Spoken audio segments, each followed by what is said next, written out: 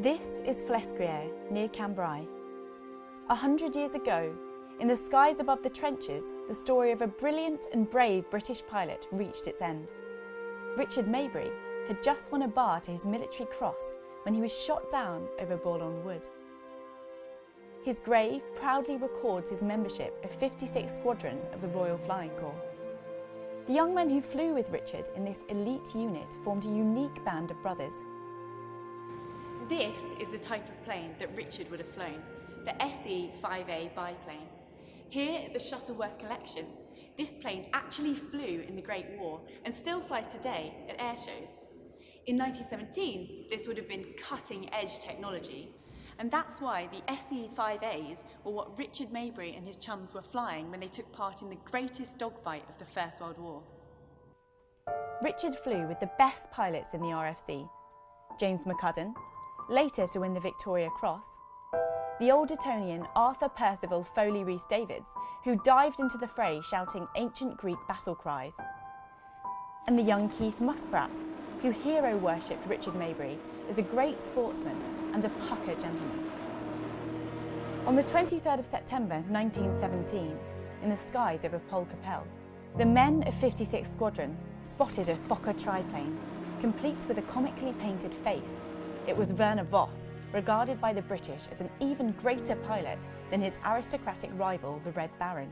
It was 7 against 1, but Voss not only turned to face them, for 10 breathtaking minutes, he outflew and outfought the finest pilots of the Flying Corps.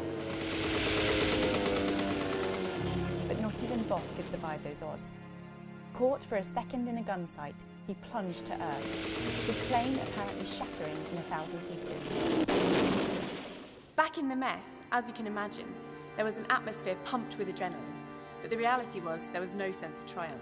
James McCudden, the flight leader, said, "I shall never forget my admiration for that German pilot, who single-handedly fought 7 of us for 10 minutes, and also put some bullets through all of our machines. His flying was wonderful, his courage magnificent, and in my opinion, he is the bravest German airman who it has been my privilege to see fight." Rhys-Davids added to this, the man who actually brought him down. "If only I could have brought him down alive." Voss lies in a mass grave at Langemarck Cemetery, surrounded by solid blocks on which his name is cast in bronze, blackened by the fingers of respectful pilgrims. There was no respite for British pilots, who faced a daunting daily task. What are your thoughts on the men that flew these machines and aces like Richard Maybury? They were a very special breed of person. Took somebody with absolute steely determination and confidence to fly in something like this. Very good job that they were around at the time they were. I'm not entirely sure we could cope with that today.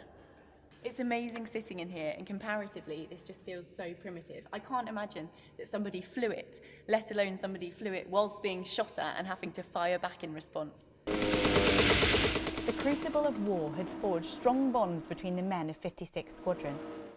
Rhys-Davids was invited to meet Richard Maybury's mother. Their impromptu tea party was held on an upturned aircraft wheel.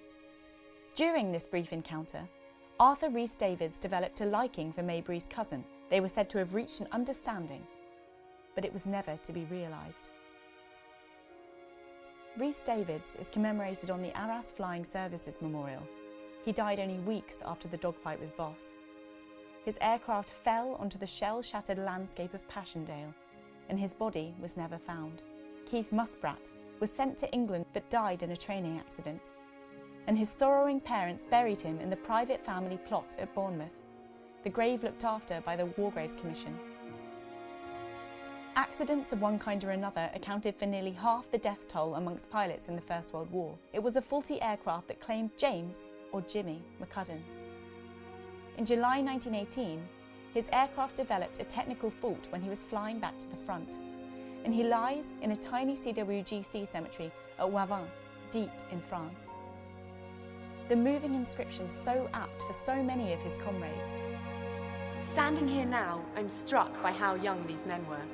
Werner Voss, Rhys-Davids, and Keith Muspratt were all younger than me, and Richard Maybury was older, but only by a year at 22.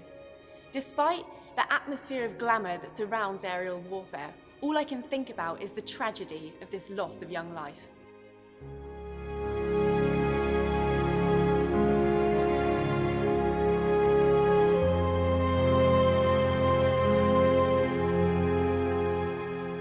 If you want to find out more about these beautiful vintage aircraft, please do visit the Shuttleworth Collection.